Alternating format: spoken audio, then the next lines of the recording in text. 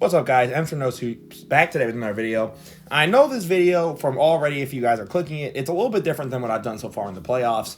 More so covering series, trends, what exactly teams got to be doing next. And you guys have actually shown a lot of support in those videos. So all I'm asking for is continuing that support. But this time, leaving a like, comment, and please subscribe. I'm trying to get us to 500 subs by June and hopefully 1,000 by the end of the year, maybe more. Let's see. Now, guys, this video is more so about Trae Young. And I've seen possessions from these games. I have reached a point where as Trae Young is entering the playoffs with over 20 games now of playoff experience, at this point, I have to believe to some extent this is the Trae Young we're getting. And I think in that respect or regard, Trae Young genuinely just might not be capable of being a number one option or even maybe a number two for a championship level team. And this is in part because of his playoff drop.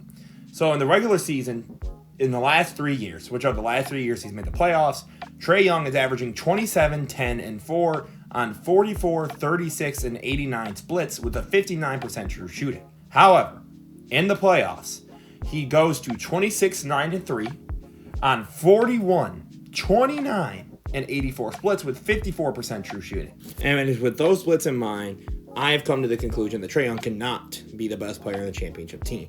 So first, let's look at one of the reasons why, and I think it's because of his shot selection. So as we see here, first of all, Trae Young's immobility off the ball it's just obscene.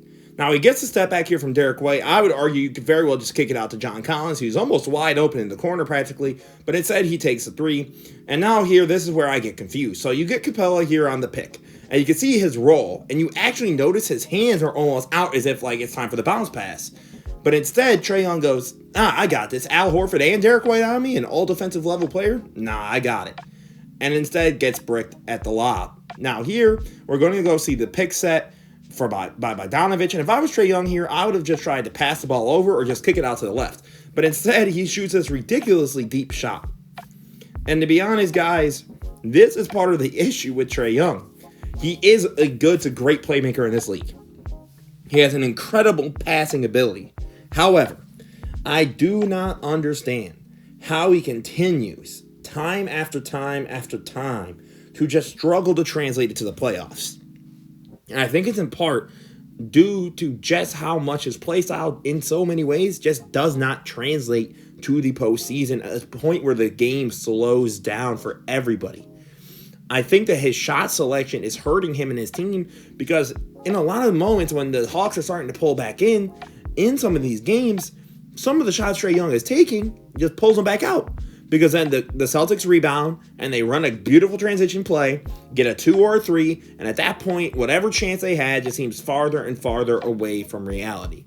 So I think that this issue is going to be something that always pertains to Trae Young unless someone is able to come into the Hawks organization and just say, no, you can't keep doing this. And the other major issue here is the turnovers. So as you see here, the drive, he easily should have kicked this out to Sadiq Bey. But instead tries to go for this weird lob almost, and it just absolutely misses. And here you're going to see the kick. And now Trae Young, yet again, just sort of standing off ball, not doing anything. And then after losing the ball here, Hunter makes sure to actually get back up, gets kicked out to Trae, and for some reason tries to throw this to DeJounte like he's a prime Dwight Howard, and just completely misses target. And again here, we're going to see the off-ball screen. And now I don't quite know what he's going for here.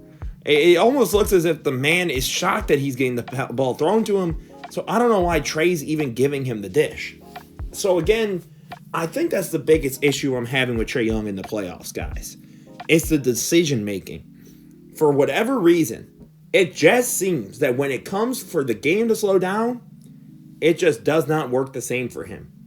That faster paced, not quite as locked in mentality is where Trae Young seems to thrive against opposing defenses in the regular season. But when you run against a team like Boston, which you're going to have to play, if you run against the Bucks, if you run against even a Knicks or a Cavs, you're going to have to buckle down and really figure out what to do. And I think Trae Young tries so hard to keep everything as if it's a regular season game, and it doesn't work. And again, I just think these are more reasons that he cannot be your number one if he continues to do these foolish mistakes.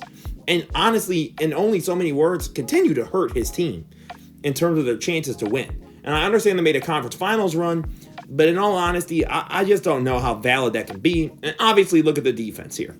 You're going to get the pick here from Al Horford, and for whatever reason, I think if you're Trae Young, you try to go over the screen, especially with how much Derek White has been torching throughout the first 2 games, especially shooting over 70% true shooting.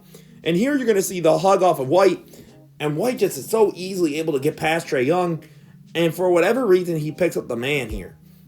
And by the point that White catches the ball, there's just nothing Trae Young can do there due to his size.